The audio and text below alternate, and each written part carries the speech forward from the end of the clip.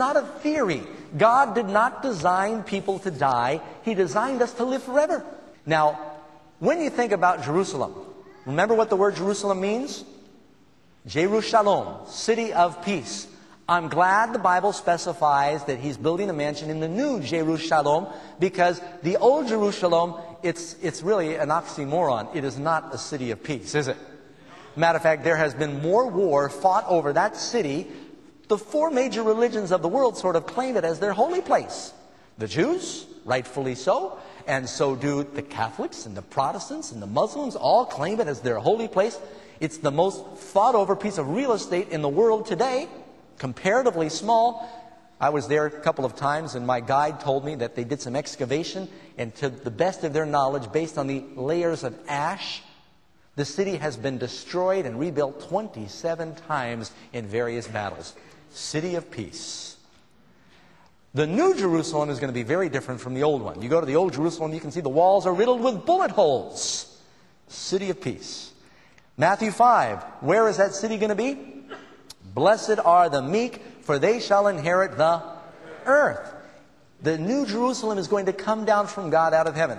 God has a space city. Now, I know a few years ago when people talked about a city in space, folks, that's impossible. But right now we know NASA is assembling a station in space, and it is possible for man to do it. Folks are thinking, well, since we can do it, maybe God can do it. We don't give God credit for being able to do something that man can't do. I believe God is going to be able to bring that city down through space. How about you? It goes on then also to say, Isaiah 65:21, and they will build houses and inhabit them. Now, the wonderful thing you find out as we continue studying Revelation, what it says about the cities, is that the materials that are used are all eternal materials. Nothing has to die. In our world, we kill trees to build houses. Right? We kill animals and to make the clothes and the belts and the things. Nothing dies in that kingdom. Everything is made out of eternal minerals. Look at how well the pyramids have remained preserved.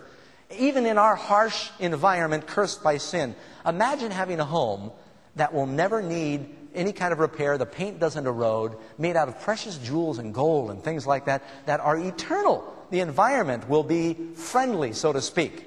You know, there have been a number of magazines recently that are focusing on heaven.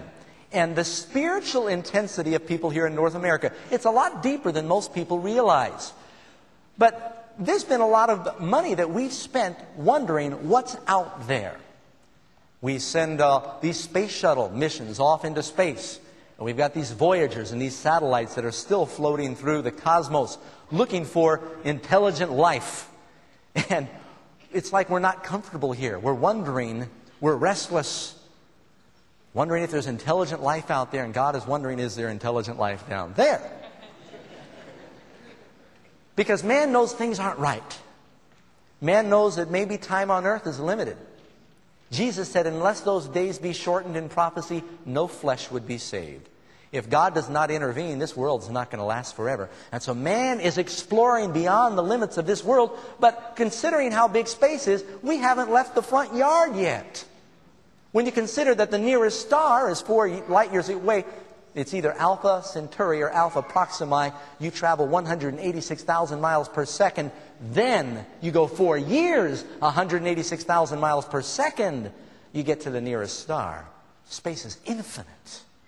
And yet we haven't left the neighborhood yet trying to explore what's out there. But man is yearning for something better, and that's the point there. All right, question number 3. What more do we know about this holy city? Now say the answers with me. Revelation chapter 21, verse 16, and the city lies foursquare, and he measured the city with a reed 12,000 furlongs. 12,000 furlongs represents 375 miles on each side, 1,500 miles around. Now the Bible also goes on to say the length and the breadth and the height of it are equal. That has confounded many Bible scholars because it's very clear. For one thing, the Bible tells us the walls of the New Jerusalem are 144 cubits. That would be about 214 feet. But it doesn't say they're 144 cubits high. It doesn't say are they 144 cubits wide. Some have speculated the New Jerusalem may be 375 miles wide, 375 miles long, and 375 miles high, with the walls 214 feet wide. Others have thought maybe they are 214 feet wide, but the city reaches as high, as you saw in that or this illustration here, the city reaches as high as 375 miles. Now, I don't know. Some of you are saying, I can't comprehend that. That's hard to imagine. That's good. God said, you cannot imagine what He's prepared for those that love Him. Keep in mind, who's going to dwell in the city with the redeemed? The Lord is. It's going to be, think big, it's going to be the capital of the universe, which means the New Jerusalem will be seen from outer space like a jewel resting on this blue orb. The whole planet is going to be recreated. So don't underestimate that if the New Jerusalem reaches up into the stratosphere and God's throne is there somewhere, all things are possible with God, the Bible tells us. You might be wondering, well, Doug, 375 miles, how's there going to be room for everybody who's ever lived in that city? Well, here in Manhattan, how many people do we have right on the island? I forget, 7.5 million? Something like that? I think that's one of the figures I've heard. What is it, about 5 miles by 7 miles, New York City, Manhattan? Is that pretty close? New York City could easily fit just in the Garden of Eden in the New Jerusalem. The New Jerusalem's bigger than the state of Oregon. Do you think there's going to be enough room for all the redeemed who've ever lived, especially if the city goes 375 miles up? Let's go on. The second part of that answer, I, John, saw the holy city, the New Jerusalem, coming down from God out of heaven. Now, when you think of cities, some people like cities. I grew up in this city, and I didn't enjoy it. Sorry, friends, but I got crowded. I got a fever for the mountains. I ran away when I was 13 years old. Went up to Haverstraw, New York, moved into the mountains. And later I ran away. You heard my testimony, and I ended up in a cave for 1.5 years. My heart yearns for wide open places. You know, the Bible says, Isaiah chapter 5, woe unto them that join field to field and house to house, so there's no place where man might be alone in the earth. God's original plan was for people to have a little elbow room. Cities in the world typically are concentrations of evil. Not that there's anything wrong with a city, because we're going to live in a city. But because people generally are unconverted, and you get a whole lot of sinners together, and you got a whole lot of what? A whole lot of sin. That's why you've got a lot more crime in these earthly cities than you will have in God's city that He's created. It tells us more about this city. Revelation 21, verse 10. It reads, the holy Jerusalem descending out of heaven from God had a wall great and high and had how many gates? 12 gates. Furthermore, we read, and the building of the wall was of jasper. The walls are translucent, and the materials are made so that the light from the very presence of God can ricochet and penetrate all the different building materials, so the whole city is illuminated with the very being of God.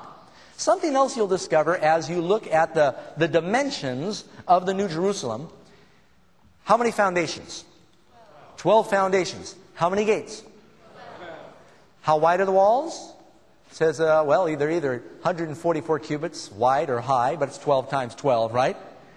New Jerusalem tells us that it's got tree of life that has 12 kinds of fruit, 12 times a year. Those of you who are builders or carpenters know the most perfect number for building is the number 12. That's why they're 12 inches in a foot.